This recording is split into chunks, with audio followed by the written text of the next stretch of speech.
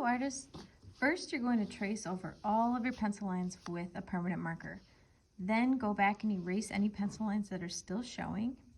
Then raise your hand to get permission to go on to coloring. So when you're coloring, you're going to use oil pastels, colored pencils, and crayons.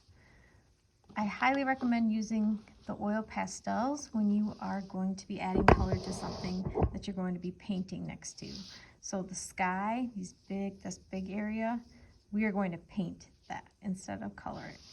So I'm going to use oil pastels to color my sunshine. Now if you go really quickly, that doesn't really look like it's my best work, right? So take your time. This is when we take our artwork from good to great. I am not pressing down too hard because the oil pastels are just really bright and brilliant without pressing too hard, and I really don't want to break it. Okay. Then I'm going to add some color to my sun rays. When I use the oil pastels, it's really cool because when I paint with watercolors, it'll just go right over it. Cool. So take your time and do your best. Think about where you're using what kind of color.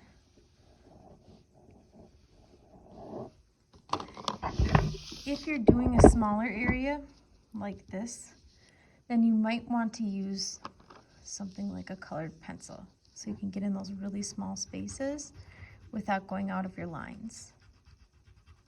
You've already spent a lot of time on this artwork. Do your best coloring.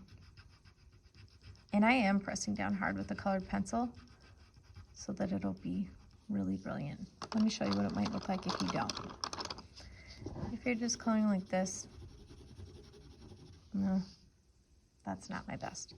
If I go back and I add some pressure and pushing down while I color, look at the difference. Wow.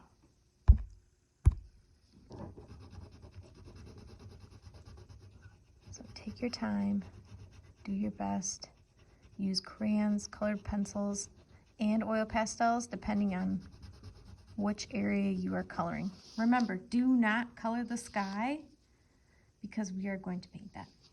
Have fun!